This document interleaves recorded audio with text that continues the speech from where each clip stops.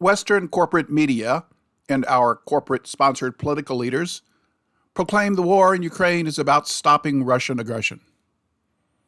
As this series has explained, this war was an American neocon effort to ignite a proxy war in Ukraine to destabilize and fragment Russia into smaller states that Western corporations can control. This has failed horribly as Russia became stronger and more united than before the war.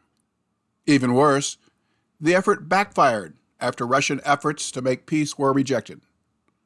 Russia determined that it must conquer all of Ukraine to expel foreign troublemakers and protect itself, so its armies are slowly conquering all of Ukraine.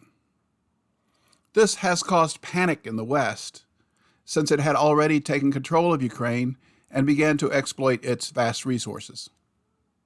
When war began, more farmland and factories were snatched up by Western Vulture capitalists at deep discounts as Ukraine's economy shut down and millions of Ukrainians fled abroad. Ukraine's wealthy president is shown here at a summit in Switzerland, meeting with Western billionaires.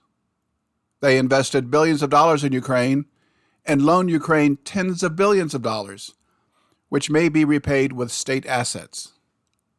This is rarely mentioned in the Western press, but maverick American presidential candidate Robert F. Kennedy Jr. provided this overview. In March of 2022, we committed $113 billion. Just to give you an example, we could have built a home for almost every homeless person in this country.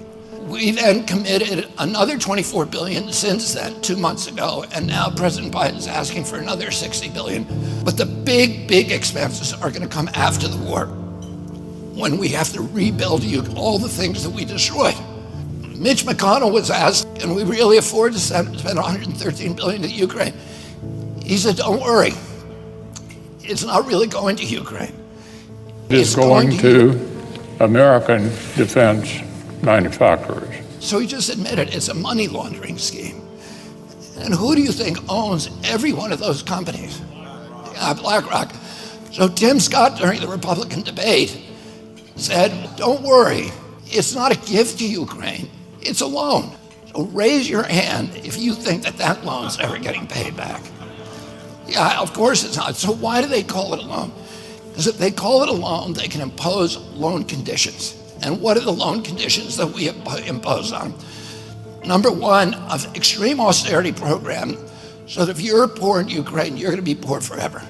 Number two, most important, Ukraine has to put all of its government-owned assets up for sale to multinational corporations, including all of its agricultural land, the biggest single asset in Europe.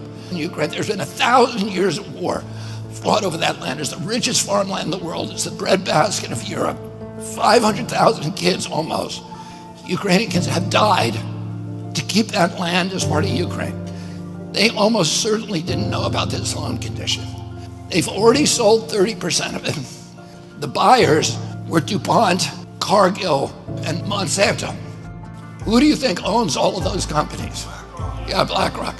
And then in December, President Biden gave out the contract to rebuild Ukraine. And who do you think got that contract? BlackRock. So they're doing this right in front of us. They don't even care that we know anymore, because they know that they can get away with it. And how do they know that? Because they have a strategy. And that strategy is an old strategy, which is they keep us at war with each other. They keep us hating on each other. They keep the Republicans and Democrats fighting each other, black against white, and all these divisions that they sow.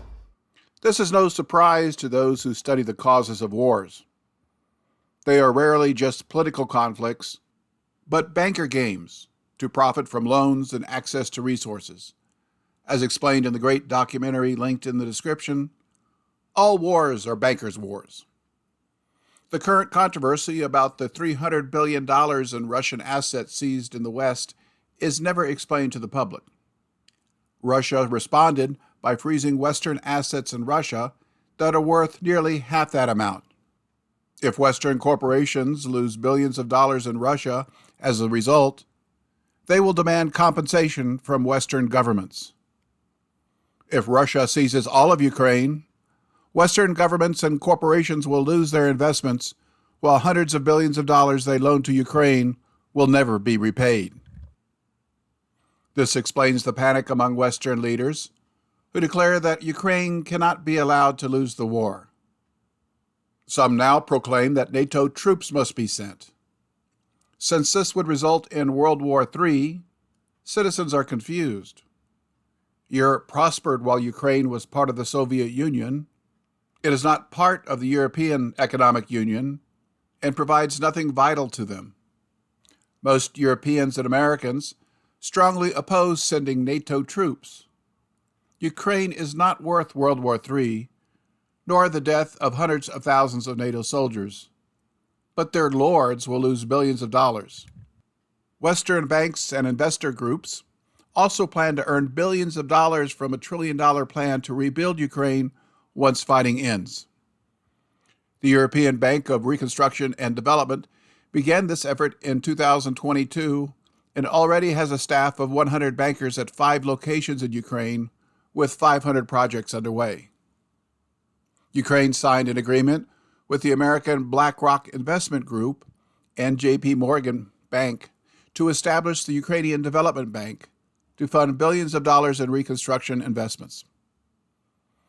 Ironically, Western nations would benefit if Russia wins and must accept this huge burden. But Western bankers and corporations want taxpayer money to rebuild Ukraine. As a result, they recently had neocon spokesman, Senator Lindsey Graham, announce why Ukraine must win. What did Trump do to get the weapons flowing? He created a loan system. They're sitting on $10 to $12 trillion of critical minerals in Ukraine. They could be the richest country in all of Europe.